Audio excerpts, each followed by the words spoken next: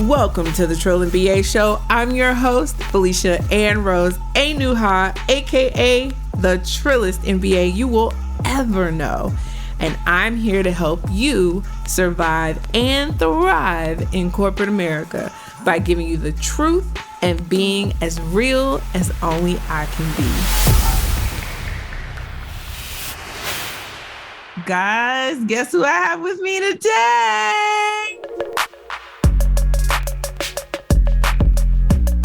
I am so freaking excited because, first of all, let me tell y'all something.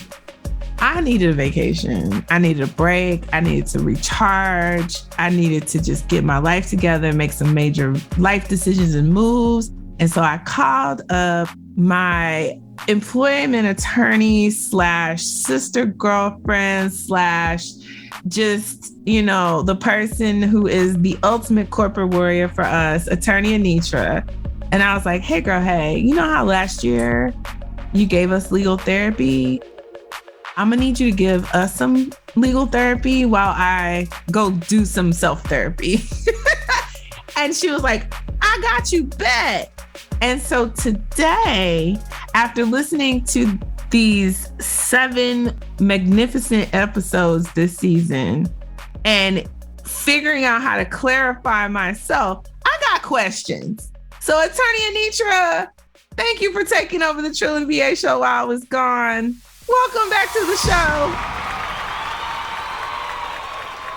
Thank you for having me. I got questions now because you dropped all these nuggets. And the thing that I really love is that you were so vulnerable about your own story and your process to get here.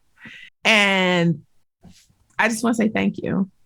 Thank you. Thank you. Thank you. Because it's not easy to tell the world. And I know sometimes it doesn't feel like the world because you're in your, you're in your studio and your mic with your headphones on. And so you kind of feel like you're in a bubble. And that's how I'll be telling all my business too on this podcast. But I'm telling you, I have gotten so many messages and people really resonate with this process. And I think it's so important. So today, guys, we're going to talk with Attorney Anitra about just all the nuggets. We're kind of think of this as the wrap-up episode of the series. And I want to chime in on all the things I've learned by listening to this series and how this series has blessed me personally, and share some of the, nuggets that other people have told me they got. And we're just going to celebrate this new transformation that we're going on, that Attorney Anitra has set the stage for us to partake in the feast of getting our whole lives, not just our career lives, but our whole lives, and having a great career because of it. So, Attorney Anitra, my first question for you, and I know that you got some questions for me, but my first question for you is, what were you hoping that the ultimate impact of your series? What's the, the thing that when you went into producing this, did you know you was about to tell all your business? Because that's what I was always curious. I was like, oh, she's telling all business. Oh. No.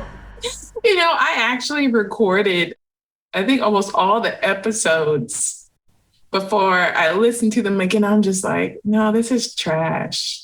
What? I did. So what actually was produced was probably the 3rd time of me doing the podcast. And the first time didn't really seem authentic. And I was really struggling to, be Attorney Anitra and give this legal advice. I was like, I felt like I've already done that. And honestly, at this point in my life, the legal part is easy. For you. For me. For me, I've been studying this for over a decade, practicing for 8 years. It's easy for me now. But the hard part, from the very beginning of my career to even now, the hard part is the person. Yeah. And to answer your question, what I hope to accomplish was recognition. Can you recognize yourself? and your story as it's playing out. I think a lot of times, especially for those of us who have advanced degrees, we've gone through a very specific ritual that gets our identity to now identify with this new people group. Mm-hmm. But what happens for a lot of us, especially women of color in this country, we go through this ritual, we now identify with this group, but yet we're still outsiders. But yet we don't totally belong in the world that we just came from. So we're kind of nomads for a moment. Oof. And so I wanted to bring us back to a place of recognition that I don't have to identify with a particular group. I need to identify with myself. And that's where Clarify You came from. So when I re-recorded it, I was like, I had to lead by example here. And so I have to walk you all through all my business. That's why people act like, you know, I'm your best friend. Well, clearly, you know all my business.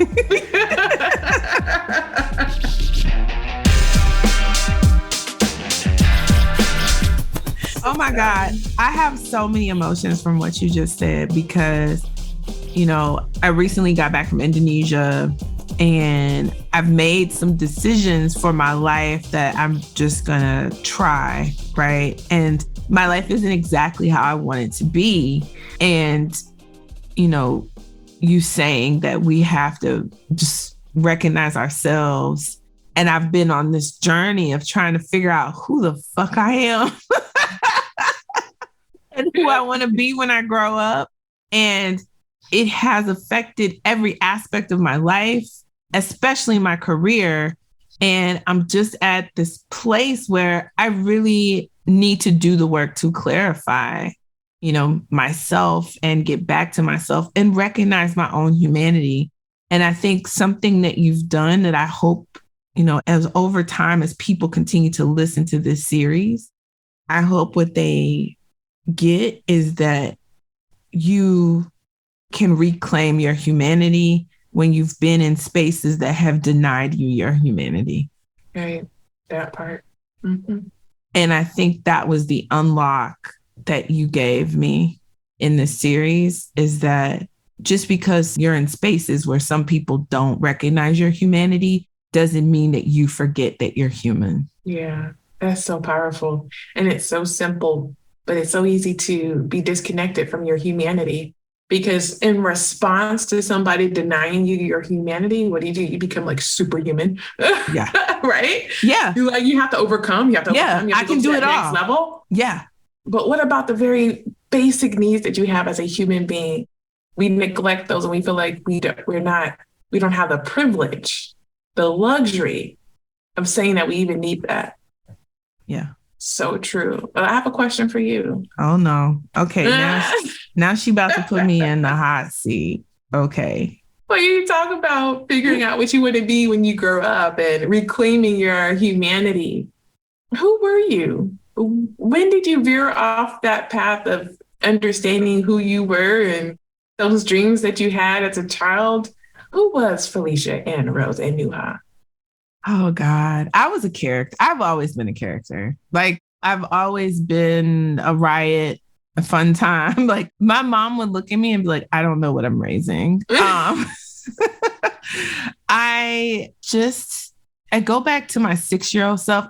There's something about 6-year-old Felicia. I don't know why it's not 7-year-old Felicia or 5-year-old Felicia, but 6-year-old Felicia. And I think it was a very pivotal time because we had a change of, we moved from one house to another house across my little town. I grew up in Victoria, Texas.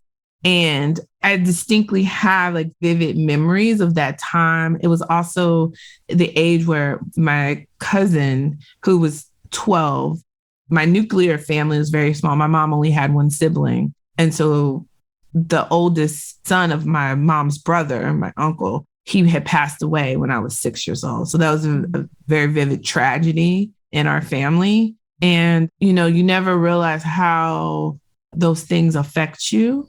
You know, like you talked about your grandmother. And I just remember wanting to make my mom happy and like wanting to make her proud. And like, I think that's when that started, when I was 6. And when I turned 6, that was also the time where I started gaining a lot of weight. So it's like, I just went poof, and I was like, you know, I was like 185 pound 6-year-old, like, which is way overweight for a 6-year-old, right? And almost 200 pounds. even though I was taller, but it was still, and then that was the beginning of, I became a person who was just so desperately wanted to fit in and just be normal. But I was never normal because I was so overweight as a child and I was so smart, right? I was smarter than all the other kids and hell, I was smarter than a lot of the adults. And and my mom, and then my mom had me in the library all summer, writing book reports that she made, right? Like giving me homework that I'm like, but you're not my teacher. I want to go outside and play, but she was, and just the strictness that I grew up with. And so I recognized I was never given a choice of what you want to do. And there wasn't a choice. It was like, you're going to be a doctor. Just what it was. I mean, I knew at 6 years old, I just wanted to be rich. Like my occupation was rich. That's what I understood as a half Nigerian Capricorn. But I didn't know exactly how or what or when. I was just like, I'm going to have a bazillion dollars. That's just period. But, then started living my life for acceptance. And I think just now in the past, call it 6 months, I've started to realize I can't live like this anymore. I can't care what other people really think about me. That's their business. And, I need to start thinking better of myself. But I mean, when I was 6 years old was the beginning of depression for me too. And I know it sounds weird. Like, what is a 6-year-old depressed about? And child, I don't really know, except for I didn't have a father and I wanted a father. And I distinctly remember there was a daddy-daughter breakfast at school. And I was in first grade. I was in Miss Boone's class at Dudley Elementary. There's, again, very vivid memories. And my mom got my grandfather to go. But my grandfather was an alcoholic. And so he was just kind of a little bit out of it at 8 o'clock in the morning or 7:30 in the morning. He was a functioning alcoholic, but alcoholic nonetheless. Right. And so I just remember being very upset that my father wasn't there. And, you just, over the years and unpacking all these things, I realized that all of these things shaped me to have a need to not be abandoned, to be wanted. And it shaped me feeling unwanted and not fitting in and all those things. Yeah. And I think a lot of people go through that in different ways. And so with this series, we talk about, clarifying you, what do you want? And I think for the first time in my life, I've really made a choice of what I want and then made a choice to go after it. And yeah. So brave. That's why I just honor you for the transparency and the vulnerability, that level of risk and transparency, that's vulnerability. And what I hear you saying is that you started off life full of life, knowing that you were a ham. You could make people laugh. And it was really just about the world freely responding to your joy, to your humor. And then you began to experience a sense of loss. And once you experienced it the first time, you were also able to recognize loss everywhere around you. The father-daughter dance at school. I'm losing here, moving away. I've lost my childhood home. And then you look around, who do you have left? You have your mom. So it made sense that as she's teaching you and she's doing the best that she can as a single mother to set you up better, right? So you don't have to go through that. Your response to it is, let me hold on to this because I don't want to lose her either. Yeah. And so it just becomes, how do I change myself? But in actuality, you should never change yourself because God made you the way he made you and gave you the gifts and talents and personality and all the package that he gave you so that you can impact the world just as you are. But nobody teaches us that. Yeah. I mean, the Bible teaches it if you can get that far, right? Right. Get that far into it. And then you have the institutions of church that can be a little confusing to navigate. At least I found when it comes to consistent application for progress. Yeah. You feel great. You get a lot of foundational lessons, but I always had this distinct feeling of, yeah, but what's next? And I kind of need time to apply stuff. I'm always in church. And there was a season where that was great. Then there's another time like, let me go out and do the stuff. Yeah. Right? Yeah. Yeah. And I hear you also saying, you know, this desire to be normal and this journey that's lasted decades of trying to fit into this mold that you just don't fit into. I don't. And I never will. And we're going to take a quick break because we got to pay some bills. Mm-hmm. But when we get back, I want to share how this series helped me be okay with not fitting in when we come back. Hey guys, I have to tell you, I just finished watching Attorney Anitra's masterclass. And when I tell you, I'm mad that I didn't know this stuff years ago.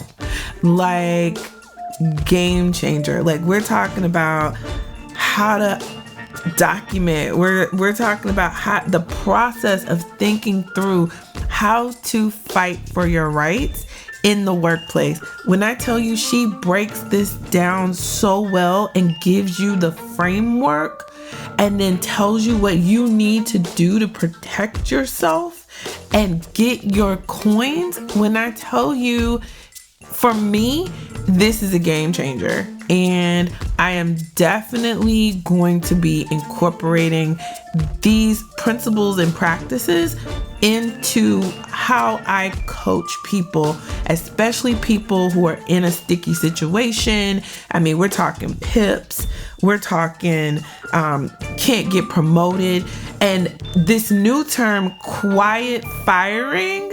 Oh my God, how many of y'all know people who are being actively pushed out of their organizations, but on the low? So like, they're taking projects away from you. They're, murmurs about you. Like, people stop talking to you. They stop responding to your emails. When I tell you Attorney Anitra has the plan and the blueprint, this is it. So if you have not signed up for this masterclass, what are you waiting for? Like, get in there, get this knowledge, and then get your best possible outcome at work, which means get your money, okay? And don't let work you. You work. So boss up, get this information. The link to the masterclass is in the bio. It is worth every investment and time. And it's not long. It's short information, but it's to the point. And I'm telling you, do not wait. Go sign up for this masterclass. Take this masterclass right now. The link is in the show notes. Now, let's get back to the show. Hey guys, we are back. I am here today with Attorney Anitra, who is putting me in the hot seat at the moment. Before the break, I was telling y'all my business per usual. We're all friends here, right, world? We are now. We better. Right. And, the thing that made me realize that I needed to stop worrying about fitting in was the episode you talked about legacy building. Mm-hmm.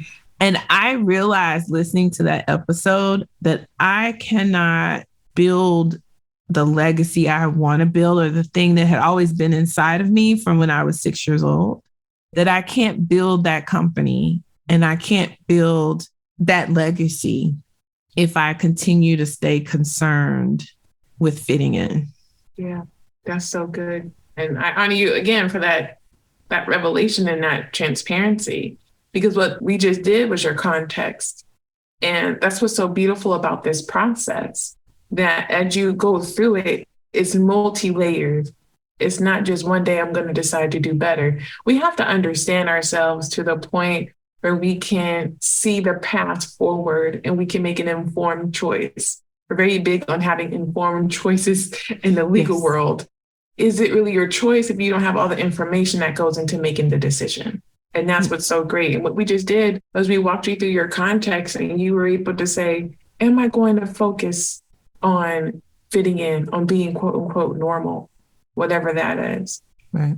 And that's where legacy comes in. I went through this process. It's a beautiful acronym now, but I was just bouncing all around like some kind of pinball machine. Right. And, I was able to put it into this process because I want so many people to go through it and with less craziness that I did. Mm-hmm. And so I just love your story. So tell me more.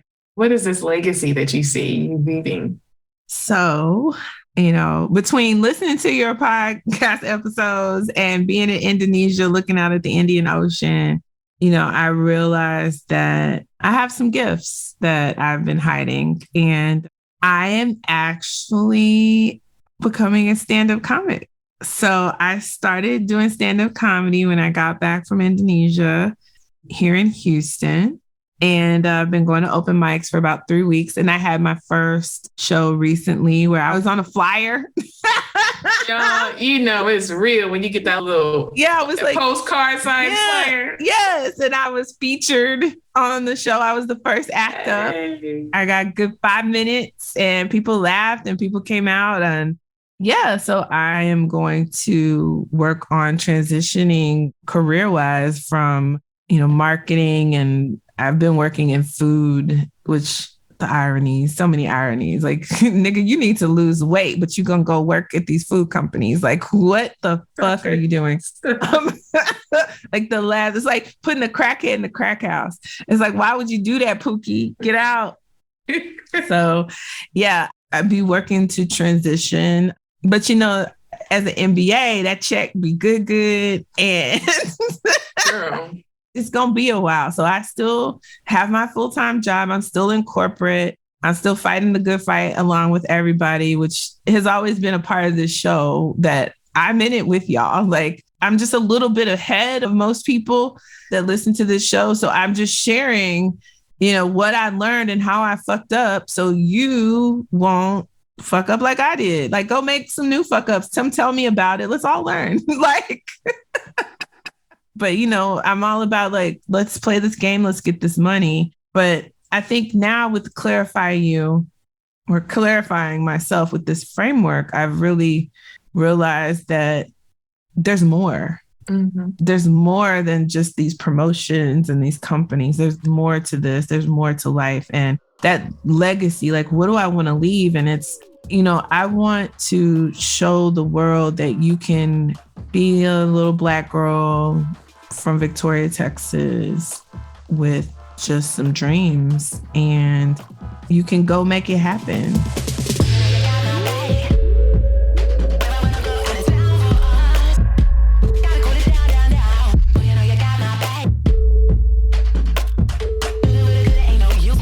And it doesn't matter what age you are. I mean, I'll be 45 in January, and life hasn't gone how I thought it would go.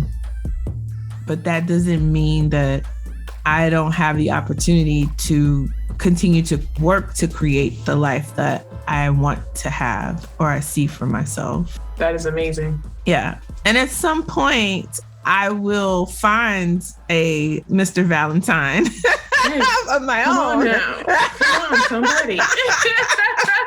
But that's such an important point. Let me just stop you there. And I've been doing this with my clients without even the acronym. And I had to realize, like, wait, I walk my clients through the same process I went through. Because the moment I can get them to see that life is bigger than them, they certainly conclude that life is bigger than their job that's currently hating on them. Yes. Right? Yes. Because my clients can get so stuck in things are not going well here. And everything seems so life-shattering. Yes. This is just a moment in time. We can turn this around, have it work for you. You get paid to move on.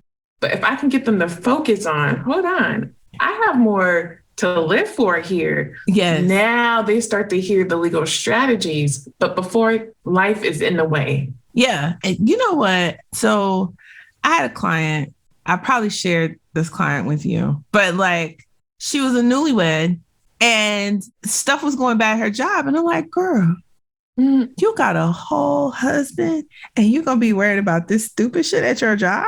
Girl, you focused on the wrong thing, girl. And let me tell you, you did share that client with me. We have had couples therapy. Yeah. I had to bring in the mister to double down, and terrific support system her husband is. So that's really the work that we're in. I'm not saying that I'm always going to be pimping my husband out. I do though. I like, baby, you need to talk to this person. Right. Because here's what happens, guys. We get our identity so wrapped up in these jobs that we forget what's really important. And that's what I love about this framework. Cause like, man, and it was so funny because I was at my friend Tiffany Samuels. She's been on the show.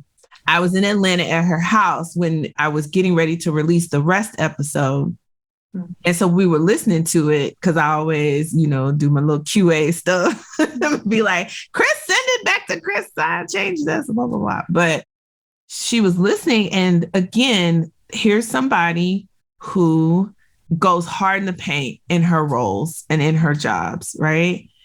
And it's like, when she said, oh, wow, rest, she was like, I probably need to do that. And I was like, we all do, right?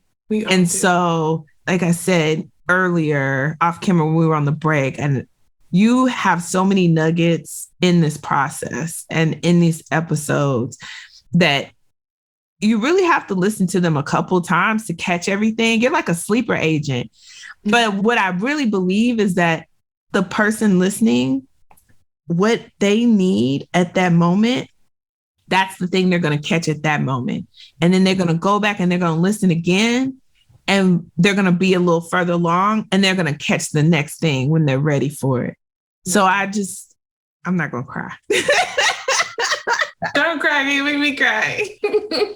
I thank you for your mind and the way that you have distilled this information and disseminated this information in such a human way that makes us recognize our humanity, that makes us realize we need to rest, that makes us realize that we need to get clear on what we want to do and how we want to leave a legacy, that, you know, really pushes us to frame our lives and then position career appropriately.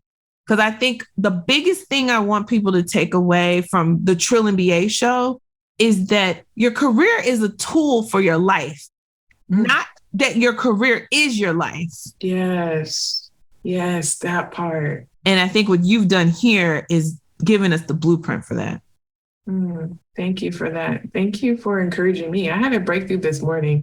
It's actually, you know, this process of sharing this information has been so uncomfortable for me because I've spent years in the process. You know, it wasn't time for me to speak, but I was reading about the Queen of Sheba. I've always connected with that story. And I was talking trash to my man, like, yeah, I'm going to be bringing you resources. You know what I'm saying? You're like, okay.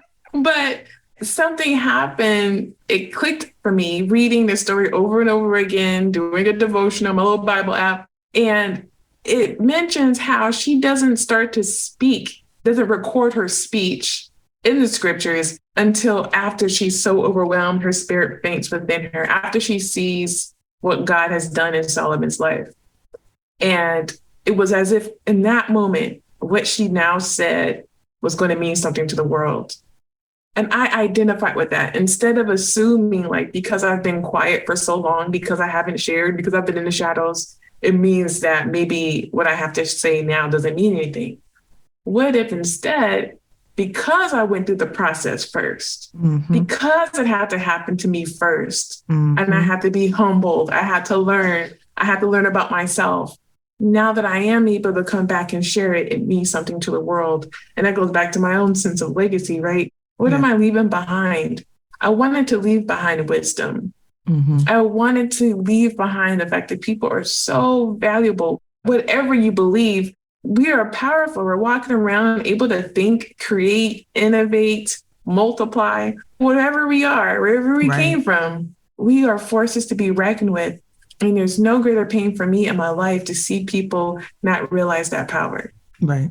If I've got something to say, something to add, an acronym, come on, somebody. An acronym can change a life. Let me get these headphones on, get these microphones on, get on this mic and just share my heart. And that's why I re-recorded the podcast a few times, because it really is about being vulnerable and being trill, honestly. You just got to keep it real. Listen, I only fucks with the trillist, and you already know you are, even though you probably don't curse like I do.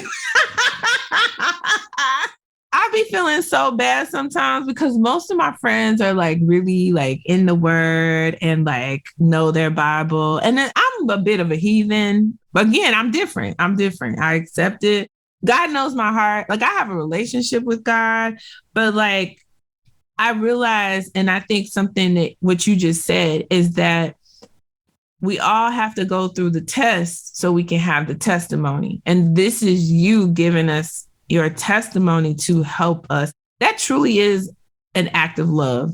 And that is what God wants us to do. God wants us to love each other. Now, I'm not going to sit here and say this is a Christian-based podcast because the way I cuss, I don't know how that happened. Keeping it real. But he's all over me. And he's keeping me alive. Okay. So his mercies renew every morning.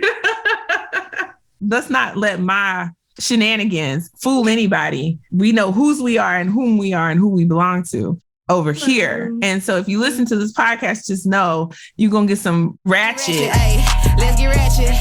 Let's get ratchet. But you also going to get some Jesus too. You are. But, you know, I'm just really so grateful to you because you did do the work and then you had this courage. And I'm glad you didn't let whatever fears, whatever the devil on your shoulder was trying to tell you get in the way, because this work is going to live on beyond us. And it's going to impact so many people that we don't even know yet. We don't even know the lives that this information is going to touch. And so I'm really excited about that. But what I'm really more excited about that we're going to talk about after the break is our Clarify Town Hall. What? What? A town hall? We're going to a town hall. Yes, people. So when we get back from the break, we're going to talk about the town hall and the most important thing. You know, that's the last segment of this show. And so we're going to get into that with Attorney Anitra. And we will be right back after we go pay these bills.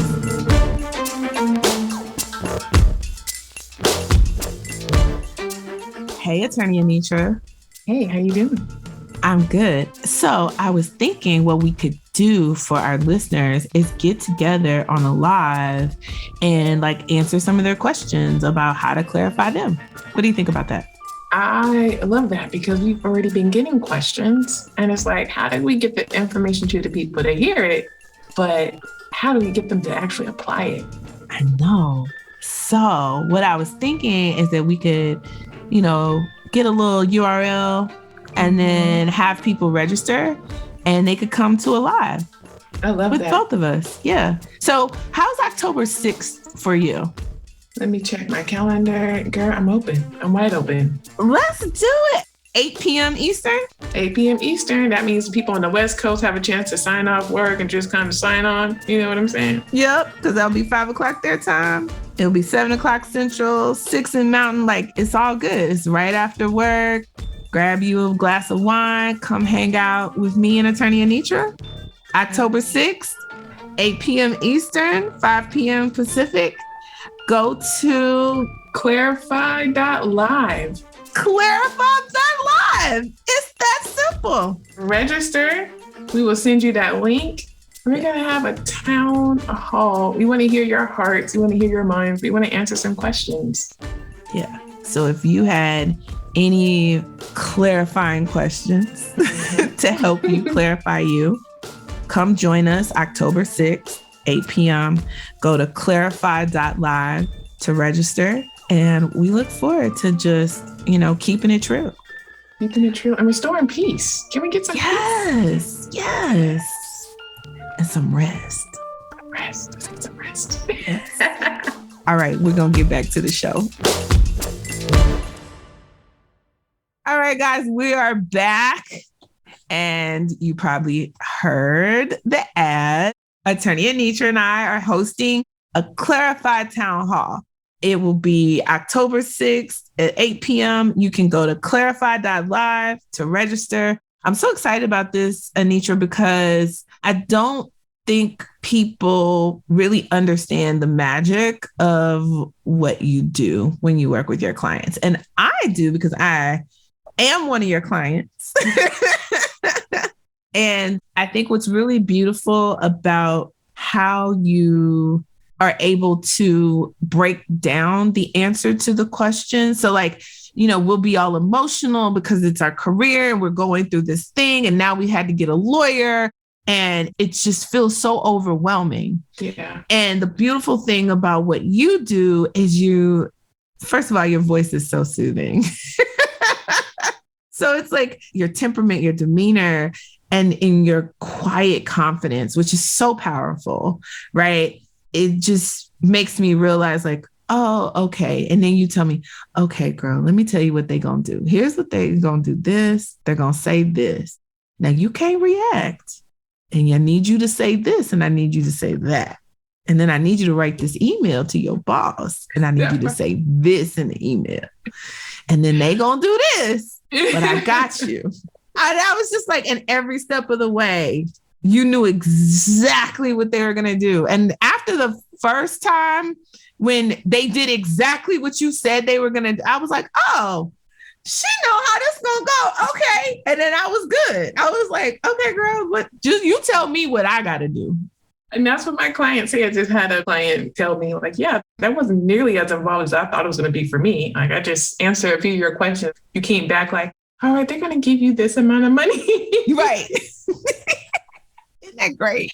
But that's what I love. I've said it a million times. I was going to quit. You were one of the first people to tell me over and over and over again, you're not going to. No, you can't quit. It's too many of us. We need you. We don't have legal minds that are working to problem solve in this space. You are rare. You are a legal mind who is also a creative, who also says, okay, what are the parameters of the law? And then how do I work in the gray to tell my client's story in a way that benefits them, which is what the other side is doing for the companies. Absolutely. But the companies have these narratives stacked, right? Yeah. Oh, it's a playbook. The companies have years in the game. And so the way that you come in and obliterate their playbook based on the reality of what's happening to us in these spaces. That part. Yeah. And I tell people all the time, I got a question from one of my friends who I absolutely love. I love that she's had a great time in corporate, but she's very polished. She's the type of person I've always been envious of because they can go in these corporate spaces and be around these folks and just fit in. They're just naturally polished, even though they come from humble beginnings like I do, but they just come with a different je ne sais quoi to them. And they got that thing and they're very likable. White people love them. Yeah. White people scared of me. I'm loud, I'm big, I'm black, I laugh loud, I'm boisterous, and I scare the white people. I know it. It's fine. And at this point, I don't care. Be scared because I'm tired of y'all. Because I've been scared of y'all. And I had to clarify me. Come on. And learn that y'all can be scared of me and I'm not going to be scared of y'all no more. That's just where we at. But like my friend, she's just, again, petite little lady, very pretty, doesn't know how pretty she is, which I think is hilarious.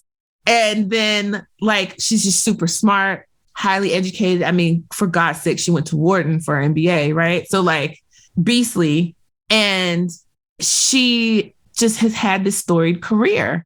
They love her. So she's been elevated and she's, recently transitioned to another company and they're going to love her there, right? She's going to do great.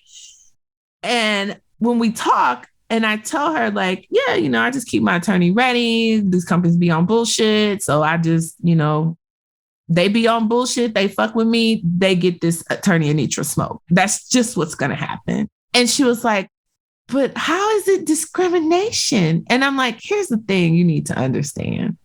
Because of society, because of slavery, because of how the systems are set up, just because somebody doesn't intend to be discriminatory or racist or sexist or bigoted in whatever way, just because that's not their intention, the thing is they're allowing the system to do that to me as a protected class. Yeah. So let's not get it confused, because a lot of times people want to be like, well, I mean, didn't you just say everything is racist?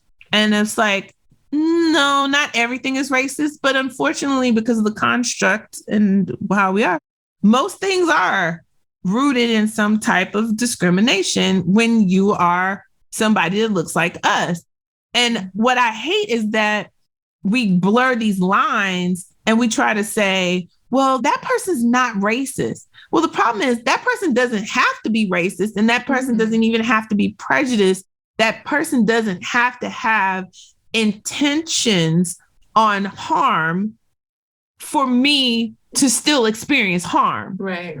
Absolutely. So you got to understand the difference between the intention and the impact. You can have all the best intent. In fact, the road to hell is paved with good intentions. Yeah. But at the end of the day, when you're in these organizations and they've set up their recruiting processes in a certain way, they've set up their succession planning in a certain way, they've set up these systems in a way that in the root of it is discriminatory.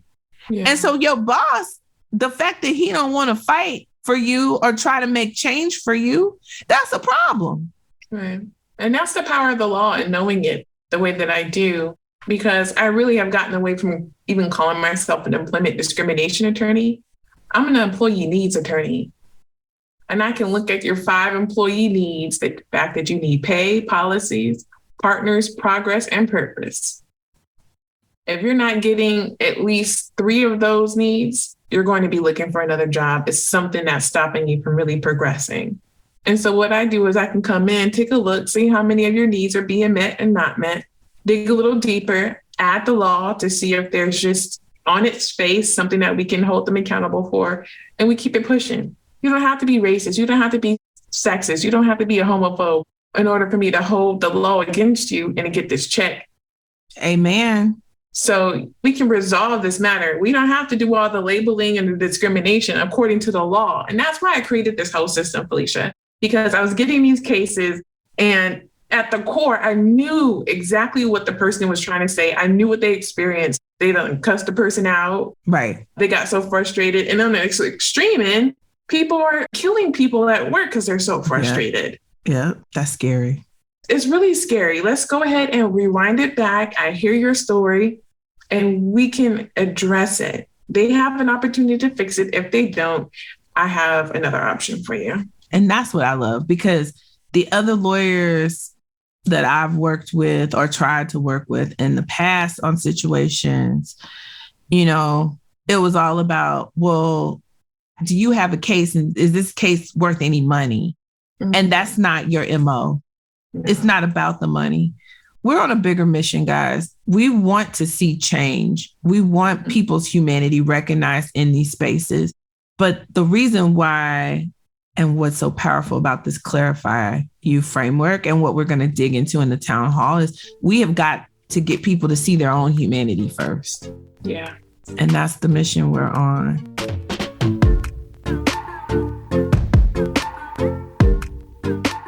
So my last question for you, Attorney Anitra, before we get out of here, what do you feel like the most important thing you want people to take away from your series, Legal Therapy?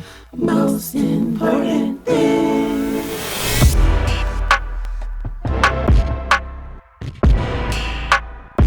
Yeah, that's such a great question. The most important thing I want people to take away is that they matter and they're valuable without other people putting those labels on them. You don't have to wait for permission to be valued. you do that first for you. And that empowers you to qualify everything else in your life. I couldn't recognize the voice of my soulmate without the clarity about me. I couldn't qualify and recognize that it was time to grow my law practice and have this bigger vision until I was clear on me. This entire process has been about preparing me for the qualification process. We had a testimony from a listener who said, after listening to Clarify, she went home after an interview where she did not like those questions and she withdrew her name from consideration. That's the kind of transformation that I'm going after. So people can be empowered after listening to this to make those decisions about who's going to be connected and attached to them based on the clarity of themselves. I've done my job. Woo! Listen, I am so honored to get to work with you. I feel like God was doing something that day. We met online. Yeah, we did. In a Facebook group that I don't even know. I don't even go in that Facebook group anymore. I don't even know what they're doing over there. But I was like, if that whole Facebook group happened just for this, amen, amen, amen. Mm-hmm. Listen, we're going to get out of here, but we want to see you guys October 6th, 8 p.m. Go to clarify.live to sign up to get the registration link. You'll be able to talk with us, ask us questions, and we're just going to dive a little bit deeper, into this framework and talk about how you need to think through how you manage your life. Yeah. But then the impact on your career in that process too. Mm-hmm. So, and it's free. It's free, and right? It's free. Yeah. It's totally free. We're not even charging you. This is crazy. Just want to talk. We just want to have a heart to heart. We're going to bring some people up, maybe do a little clarify with them, right? Yes. Yeah. So it's going to be a good time. You're going to learn a lot. Even if you just lurk, you don't have to ask questions. You come lurk and listen and learn. Hey, hey. But we say, watch your emotions, listen and learn, be well. Yes, be well. Yes. Oh, I love it. You're good for these frameworks, girl. I love it. No, listen, that's you. You be inspiring me. We're just... All right, Attorney Anitra, thank you so much. We're going to get out of here.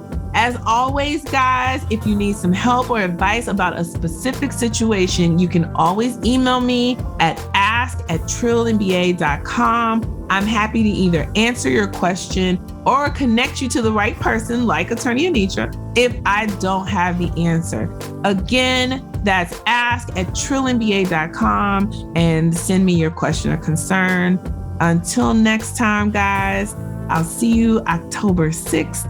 And we will also be back next week with new episodes from me, Trillis MBA, you'll ever know. And until then, keep it trill. The Trill MBA Show is a Fair World Corp LLC production. Executive produced by Felicia and Rose Inuha. Sound design and editing by Chris Mann with Podshaper. Theme music is Kick Push by Ryan Little. Keep it trill every day, y'all.